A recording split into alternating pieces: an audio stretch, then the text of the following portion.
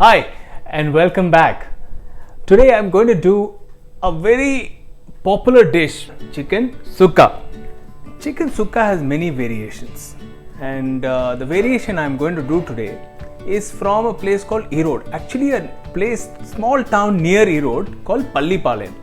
Now in Pallipalayam there is a lot of turmeric grown in this region, so it's almost like a turmeric chicken poriyal. In my variation I add a little more zing to it, and I have done that in my recipe. So this is not the original, this is my version of the Pallipalayam chicken sukka. First thing, we take oil.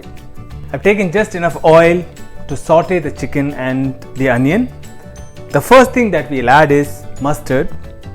After mustard, we'll add some coconut. What I've done is I broke a coconut and I made it into small bits like this.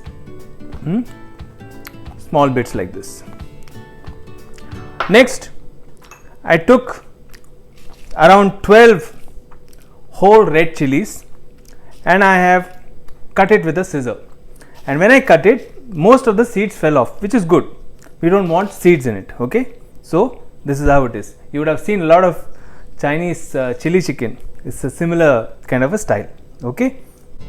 So as the oil gets hot, first thing first, we add the mustard, 1 teaspoon of mustard seeds, and then we add the coconut flakes.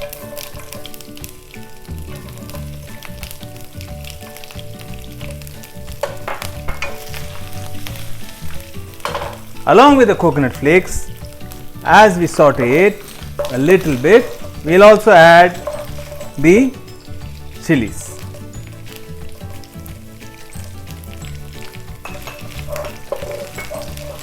The chili, when it is getting cooked in the oil, gives out all the flavor to the oil. It's almost like a chili oil now. Now, as soon as the coconut has started letting slightly golden, we add some shallots. See, I have taken a total of 300 grams of shallot.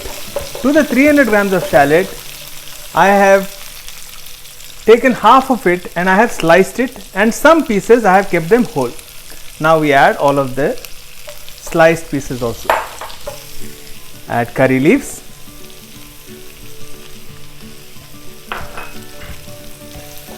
While the onions are getting sauteed, I want to crush some ginger and garlic in a mortar and pestle. I have taken 1 thumb of ginger. I am going to take these kind of cloves of garlic and we will crush them.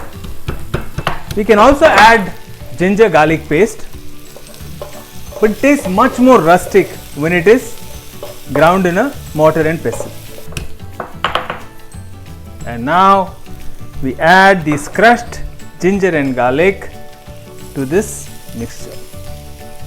Saute it along with the onions. Very simple dish. There is coconut, there is whole chilies, and there is shallots and the chicken.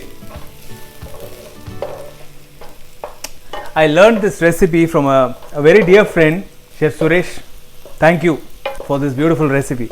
So the onion is sauteed, it's slightly turned golden, and now we add all the chicken to it.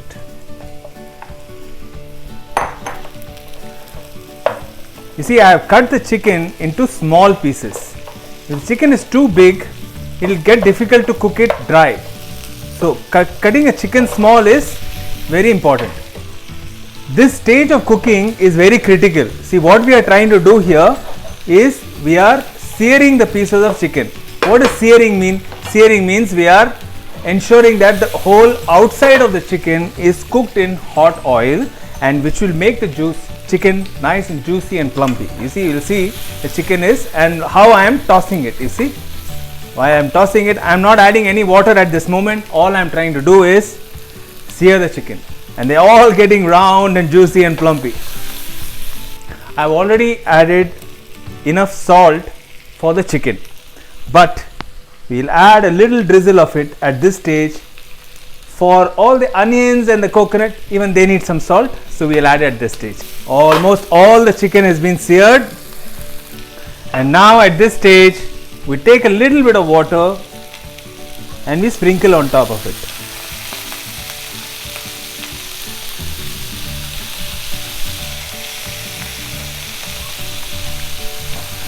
very similar to how you would be doing a vegetable poriyal.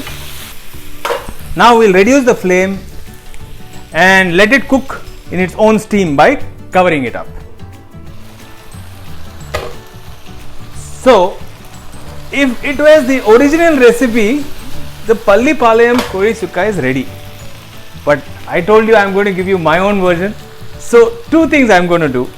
One is, I have just taken one tomato and I have diced it into big chunks. I just sprinkle it around a little bit. The second thing I have done is, I have just taken some Saunf, peppercorn and jeera, slightly roasted it and made it into a powder. This I will add it on top of this.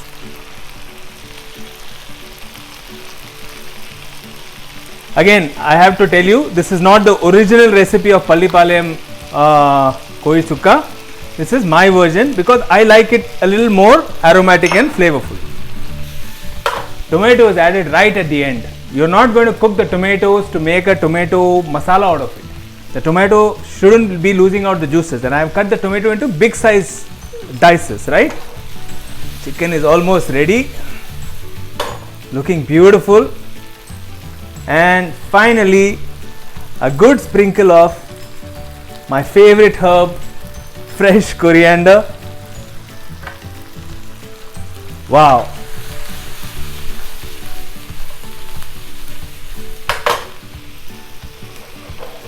Now there's a fantastic chicken sukka that's ready.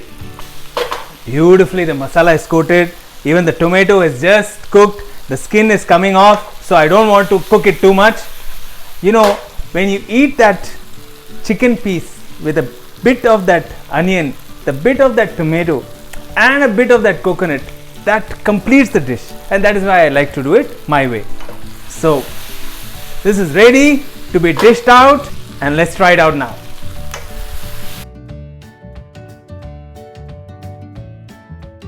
From scratch, this took only 25 minutes, and I love these kind of dishes because it can be made very quickly. And let's go and taste this. Beautifully cooked. The chicken is coated with all that turmeric. Very simple dish. So I want to make sure I catch a piece of onion. There's so much taste in this masala. It's got onion, it's got chili, and a little bit of tomato. Awesome. Hope you try this at home, and please give me your feedback. Thank you.